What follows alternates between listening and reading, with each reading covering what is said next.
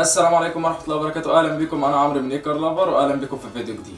أعرفك أهم النصائح لتوفير استهلاك البنزين للعربية. في الفترة الأخيرة بعد ارتفاع الأسعار عدة مرات للبنزين، الناس بقت محتاجة تحاول توفر في استهلاك البنزين علشان المصاريف الزيادة للعربية. خليني أعرفك على أهم النقاط اللي توفر لك في استهلاك البنزين للعربية. رقم واحد، إهمال الصيانة. دايما خليك مهتم بمواعيد الصيانة الدورية والأجزاء المطلوب تغييرها بشكل دوري، زي مثلا الإنجكتورات وفلتر الهواء والبواجي والكويلات وحساس الشكمان، ويهتم بتغيير زيت الماكينة في الميعاد المحدد وتغيير فلتر الزيت. تاني حاجة، ضغط الإطارات. من الحاجات اللي معظم الملاك بيتغافلوا عنها هي ضغط الكاوتش. لازم تروح تشوف ضغط الكاوتش بشكل أسبوعي وتظبطه على الضغط المناسب لعربيتك. مش شرط إنك تروح لبتاع الكاوتش لما الفردة تتخرم أو تبقى على الجن، لأن كل ما ضغط الإطارات بيقل معامل الاحتكاك بيزيد، فبالتالي المحرك بيحتاج إنك تضغط عليه علشان يعوض الاحتكاك ده، فبالتالي معدل استهلاك الوقود بيزيد بشكل نسبي. رقم 3، أسلوب القيادة.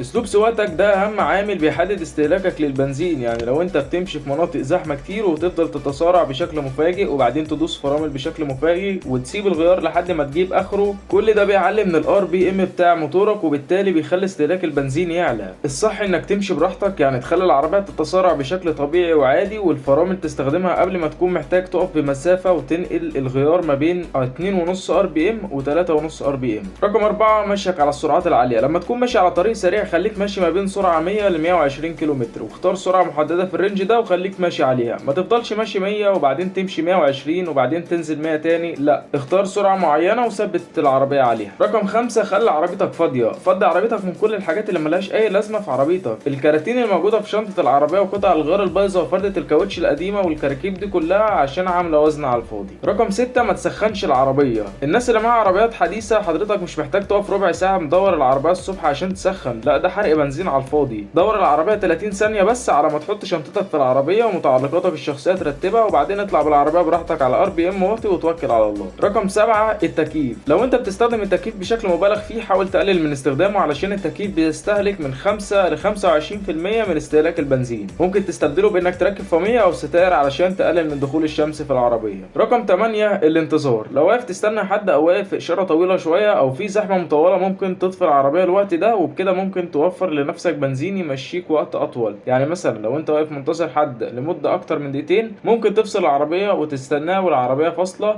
ولو انت هتقف اقل من كده ما انصحكش ان انت كل شويه تقعد تفصل وتشغل في العربيه. رقم 9، حط البنزين الصح لعربيتك. حاول تقتنع بان عمر العربيه ما هيكون اداء خرافي لما تحط بنزين اعلى. يعني لو عربيتك بتشتغل ببنزين 92 حط لها 92 وبلاش تحط 95 وتقول عشان الاداء يبقى افضل. انت ما بتفش العربيه كده باي حاجه ولا بتضرها، انت بتضر جيبك وفلوسك وبتصرفها على ما فيش. ودول كانوا اهم 9 نصائح لتوفير استهلاك البنزين للعربية. اتمنى يكون الفيديو عجبكم وقدرتم تستفيدوا منه. ما تنسوش لايك وشير للفيديو، وتسيبوا لنا تعليقاتكم عن ايه الموضوعات اللي محتاجين نتكلم عنها الفترة الجاية، وكمان تتابعونا على فيسبوك، هسيب لكم لينك البيج في الوصف، ويا ريت كمان تشتركوا في القناة، هسيب لكم لينك القناة في الوصف برضو. مع السلامة.